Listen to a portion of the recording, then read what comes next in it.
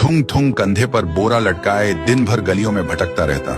इधर उधर पड़ी प्लास्टिक की बोतलें और पुरानी चीजें उठाता रहता। फिर शाम को उन्हें बेचकर 2 वक्त की रोटी कमाता।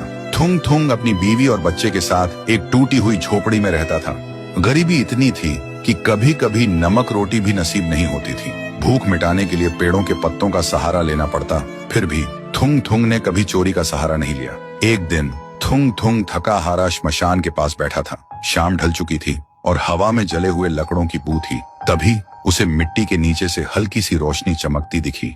वह धीरे से उठा और मिट्टी खोदने लगा। कुछ ही देर में उसे जमीन के अंदर से एक पुराना सा लोहे का घंटी वाला दिया मिला। जैसे ही उसने उसे उठाया, एक भारी आवाज गूंजी, जो भी इस दिए को जगाएगा उसकी हर इच्छा पूरी होगी, लेकिन बदले में उसकी सबसे प्यारी चीज चली जाएगी। थुंग थुंग का दिल जोर जोर से धड़कने लगा।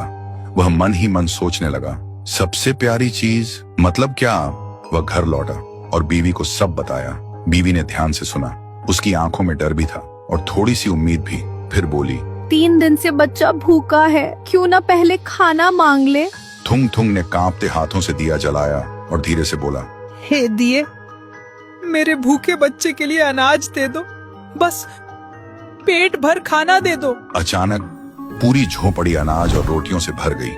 बीवी खुशी से रो पड़ी। लेकिन उसी रात थुंग थुंग ने देखा उसका बच्चा चुपचाप कोने में बैठा है और उसे पहचान नहीं रहा। सुबह तक बेटा उसका नाम भूल चुका था। थुंग थुंग टूट गया, लेकिन घर में अनाज था और भूख खत्म हो चुकी थी। उसने खुद को समझाया, बाद में बच्चे का इलाज करवा लूंगा।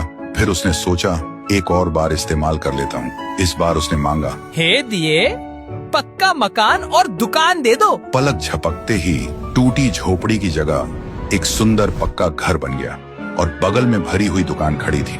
थुंग थुंग खुशी से बीवी के पास दौड़ा, लेकिन उसने देखा उसकी बीवी पत्थर की मूर्ति बन चुकी थी। थुंग थुंग चीखता रहा, रोता रहा और कोने में रखा वह दिया हंसता रहा, क्योंकि शर्त वही थी, हर बार सबसे प्यारी चीज खोना। अब थुंग थुंग के पास बड़ा घर था, पर वह पूरी तरह अकेला पड़ गया था। वह रोते हुए पत्थर बनी बीवी को गले लगाकर बोला, मुझे ये अमीरी जिंदगी नहीं चाहिए। मेरी बीवी और बच्चे को पहले जैसा कर दे, भले ही हम भूखे रहे। दिए की हंसी अचानक रुक गई। एक तेज रोशनी हुई।